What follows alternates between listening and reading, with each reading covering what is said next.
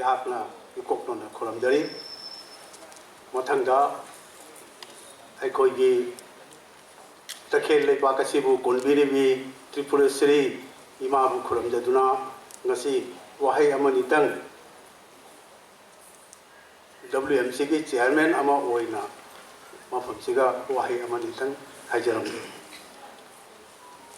ngasi gi mafam asida felicitation program asida WMC Tripura State Unit ki magi dagi lang na to biriba asigi mafam mapu oiriba oja ko gi president Bangkim Singhabu Hakna Kuramjari Matanga Ikai Kunarjariba Ekoigi Tibragi Amato Raba Mete MLA Honorable MLA Uriba Akoigi Oja LM Birajit Singhabusu Hakna Kokuna Kuramjari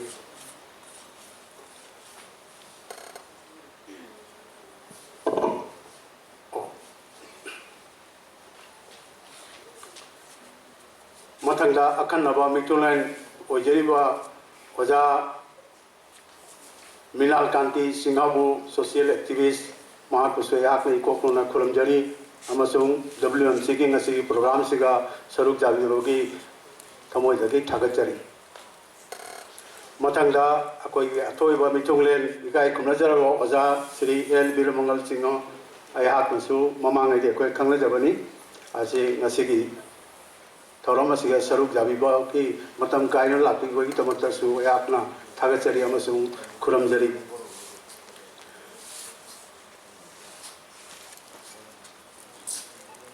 Matanga WMC Tripura State Unit ki Thabu Punamak Amasung member Punamaku Amasung Nasigi Tamakta Sinlang Tauriba Asigi Tamakta Mayam Punamaksu Kuramjari Amasung Thagachari Felicitation program siga laiba mahero mayam amasung lakpa ngamdaba sing amasung laiba mayam sing sigi mama mapa amasung bari mata mapu oiba sing laiba mayam punamak su yakna ikokna kuramjari amasung ngasigi program siga thawai jauna mayam lakpiri ba punamak sangstha punamak ki makok oibiri ba amasung thobu oibiri ba ngasigi award अखोइना इकाई खुलो बिजेबा मयाम पुनमक्सु याना खुलमजरी अरोइबदा media की सिगा पुलिबा मयाम पुनमक्सु अयाकना खुलमजरी आमी आमार media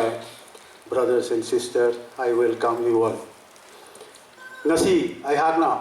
Guwahati दगी लातना WMC की chairman आमो होइतना WMC Tripura State Unit ना चही ओम दगी पांखरपसी अयाक ममांगै दा जौजगे तोबसी जौ फुंदबा अदम हंदर किसिगा अयाकना मतम काइथोगा अयाक लाक्जबनी ngasi अयाक जामना अचिनबा मदसु लै होजिक पुंग अहुंगी फ्लाइट दा गुवाहाटी दा रिटर्न तोगदबनी अयाक की वाहै दी जामना हाइनिंग मनी अदो खतंग टेंशन जगे असि ngapi Matanga ayakna haijin badi mahairoi haibasi jamna aluroba akoigi miyoigi generation amani ha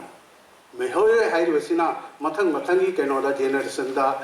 samajamagi jumbi oiba amasung samajamabu makok jingna porakpa hi amagi hi ado mamai sumna punaba asigumba generation haidi akoigi kari haini पुरुष अमानिया अदो होजिक मयाम सु ताबिरमनी जेन जी हाइबा जेन alpha हाइबा असिगुम मयाम सु ताबिरमनी महिरोइ सिंग सिंसी अखोइना मैते मरक्ता अहाकना जामना थेंगना जबदा अखोइ जामना सुमाइना फजना lyric तंबदा degree लोबदा certificate लोबदा board की exam दा असुमाइना माइ पाना लापसे अखोइना थौगटपसे जामना वाटलमी हंदक्तने अखोइना तफलेइसे असि ममांगदा अयाकना गुवाहाटी दा लाप मतम सिगा अखोइगिदि अखोइगी आसाम दा लेबा सिंगसिगा आसामी सिंगसिगा मखोइना चही खुदिंगी क्लास 10 क्लास 12 की कनो तौरपसे महिरोइ सिंगसे इंसेंटिव होइबा हाइदि थौगटपा अमसुंग थवाइ जावनबा अमसुंग स्टूडेंट्स में आने मतलब देंगो महाक से फर्स्ट डिवीजन लाकनी टॉपर लाकनी अदुना मार्क्स स्टेज से लाकना मार्क को असमायना इकाई खुनबो उठकी थागत की अवार्ड पीगी हाइबदो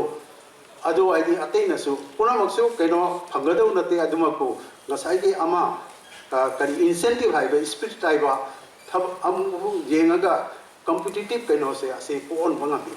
असी सिगी जाम मथौ अमा ले आइदि कनागुना अफब थब अमा तौरकोदा अफब कइनो तो अंगांग सिंगी लेवल दा इसे नोंगाइ दो ओरसु लाइक दो ओरसु थागत पाइब से जाम मथौ ताइ थागलाबदि अखोइना फुटबॉल मैच तौदा क्रिकेट मैच तौदा अखोइगी चेयर पार्टी ने तौरिबसे अजगी कइनोनि थौगत पाइबसे जाम मथौनि अदो ngasi अखोइना संपर्क तौरिबसे अखोइ जामना जिन्ना तौरिबसे त्रिपुरा की अखोइ वर्ल्ड मिटे काउंसिल की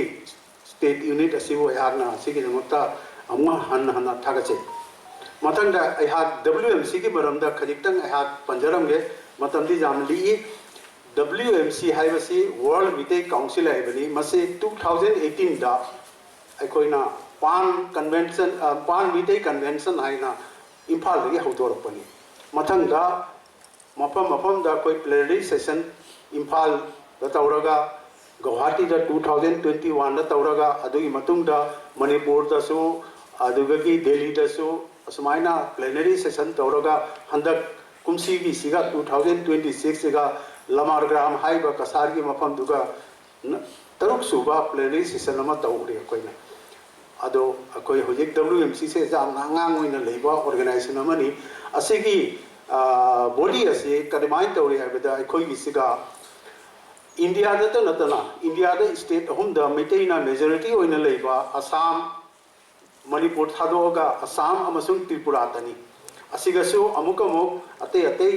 स्टेट दसु खरा दी ले गोवा गुम्बा अरुणाचल गुम्बा कर्नाटक गुम्बा ससु ले अखोइ दुसु अखोइ की पिकला बा ऑर्गेनाइजेशन की ब्रांच मचा सु लेरी असित नतना फॉरेन कंट्रीज दसु बांग्लादेश ता मिटे की केनो लेबा मिटे की पॉपुलेशन अदुगा 35,000 मुकले बांग्लादेश ता म्यांमार दसु ले अदुगी मथक्ता अते दा मी जामनदी लेत्रे तुमको चामगे मखाद लेबा ताइवान कनाडा असिगुम मफम दसु अखोइगी WMC की ऑर्गेनाइजेशन ले इंडिया की मपान लेबसे अखोइना फेडरल यूनिट कौरे अदुगा इंडिया दा लेबसिना स्टेट खुदिंगिसिना स्टेट यूनिट कौरे स्टेट के मनुंगा अमुक करी तौरी डिस्ट्रिक्ट कमिटी डिस्ट्रिक्ट यूनिट साइना कोई लेगी for example Kamrup district committee Hojai district committee अखोइ सिगदी त्रिपुरा सिगदी लिंगद्री मणिपुर दना अखोइ मोरांग केनो यूनिट समाई तौदना अखोइ थम्बी अदुगी अचिकी मखाद अमुकमु डिस्ट्रिक्ट की मनुंगा जोन नाइना थम्बी कसार दा हारगा Lakhipur zone Silchar zone Hailakandi zone असमाइना अखोइ की WMC की मसा सिंग अखोइ थम्बी अजो WMC की अखोइ की मिशन एंड विजन असे विजन दी अखोइ की वर्ल्ड सिगल लेबा मिटे की पॉपुलेशन पंजाबी जानदे 30 लाख जोनिंग जो मांगी असे की मयाम से अखोइ पुंछल लगा एपेक्स बॉडी अमा ओइले बायना अखोइ असे की एम थमगा सेबजबनी एम्स एंड ऑब्जेक्टिव अखोइ की होजे कॉन्स्टिट्यूशन असी अखोइ अकमु रीड्राफ्टिंग तौदना अखोइ इंटरनेशनल लेवल की ऑर्गेनाइजेशन अमा की कॉन्स्टिट्यूशन की थाक पुखलपगी अखोइ होनजरी मथंगदा अखोइ की WMC हाइबसे अखोइ की मखा से इरिबसे ए यूनिट ऑफ ग्लोबल मिटे फाउंडेशन हाइबसे कदाइ दे लाइनो हाइबदा वर्ल्ड मिटे काउंसिल हाइदना इंडिया की केनोदा अखोइ रजिस्ट्रेशन तौबंगम दबदगी ग्लोबल मिटे फाउंडेशन हाइदना कंपनी एक्ट की मखादा अखोइना रजिस्ट्रेशन तौबनी अदुना WMC से कंपनी एक्ट की मखादा वर्ल्ड मिटे ग्लोबल मिटे फाउंडेशन की मखादा अखोइना यूनिट अमा मोइ थमगा अखोइ असी वर्ल्ड जिगा अखोइ की यूनिट असी ऑर्गेनाइजेशन असी ऑपरेट तौजरीबनी अखोइ की सी ट्रस्ट सुनते अखोइ से कंपनी एक्ट की मखादा थम्बा ऑर्गेनाइजेशन अमनी मथंगा अयाकना अमुकमो हन्ना हाइजेनिंगबदी गसी अखोइ की त्रिपुरा की असिगा अखोइना लेरिबा मिसिंग त्रिपुरा के 2011 की सेंसस की मतुंगिना एक्जैक्टली 23,779 मिटे पॉपुलेशन ले है कयामदी Chumba अदुदे खंगा ngamde chakiba chahi siga 2021 da koi census se tawidabani na corona covid ki matamda tawidwaduna akoi asi correct khangba ngamde adumakko Tripura si WMC ki magi de Tripura se akoi saugatuna fajana akoi kano tawduna exemplary ama oina tawna thamna baina akoi WMC ki central executive committee ki magi ge so akoi honajari mathanga Tripura ga Bangladesh ka thangna leibani na akoi siga mathangi session tare chuba plenary session je Bangladesh ta we koi panari do Bangladesh ta hujik leiba political situation adi asi mayam se jenga ka koi ngamra ngamdabra jenga ina khali ado karimwa ngamdaba taraga di koi agartala da tawge ina khandeli asi ki tamakta ayakna WMC ki chairman ama waina Tripura ki Mitei sa mayam da hangna nijari asiga kariguma tawba taadi mateng pangbiu haidana thawai chang jauna ado mathangda ehak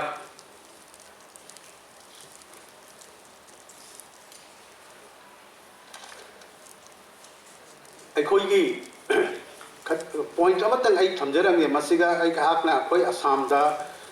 hojik Vishnupriya Manipuri ga Mitei ga khajitang chayna mama tawnari masi aikoi Tripura da di thokte aina khalli karigina ida Tripura da so akoi Mitei gi Manipur Mitei gi population ase 23,700 leraga su makoi gi su 21,000 population leibani amasung Mitei gi khun 93 khun Tripura se ga lei asi khun mayam se ga loina na aikoi gi jila khudigi khun leiriba siga Vishnupriya su Mitei su lei ado aikoi adasu aihaki maigai de WMC gi maigai de Vishnupriya amasung Mitei aikoi se homina rakpani sehi tere khunta pa koi chemina rakpani ado aikoi mai masam thani matam gi tauna makoi su history itihas ama lei aikoi su itihas ama lei Manipur da leiriba Manipur Mitei sing sigi itihas ama lei Tripura da laiba Mitei sing sisu masagi itihas ama tongana lei Tripura gi ningthau role Manikya dynasty Manikya bangso gi makoi gi ningthau chamaga humphumari rajmala gi matung ina parol ga di adu leibani asiga koi Mitei gi so marital relation matung ina hojik mayam adu jamna ai chathararoi asi loina khangbi bani aduna Mitei gi culture sigia Tripura da koina based on leiri base jamna chetna leibani amarom da hairaga de Manipur se koi gi horaphamni amasung Tripura si koi gi pokna phamni asi koi khangaga koi gi jati asi kamai tona lamjing dana manga chakhnaba chakhnaba laiba soigata siga koi ga chunanaba modern world siga global kainosiga koina kamai na chunana chakhatwa ngamba asi koi honabagi mathau tai amasung horiba naharol sing amasung generation sing koina asigi kainose sandok ta masigi ta tawata arabadi haurak phamgi maramda so koi khangba tai koi loan maye amasung saita amasung culture pung isei natta sankritan asime amja koi loina tamaga masinga na chapata bani asi haijaraga matang asida amukam hanna ngasi WMC ki Tripura State Unit ki thobu basing bu thagachari amasung ngasi gi mafam siga chief guest oina lakpiriba ikai khumnajaraba honorable MLA Oza Birajit Biso amukamo khuramjari amasung matang asiga se haijaraga ayaki ngasi gi wahai mayam se loisanjari kapi gani karigomba soiba jaw habadi thagachari Tripura sebu amukam hanna khuramjari amasung basang cha tangai thagachari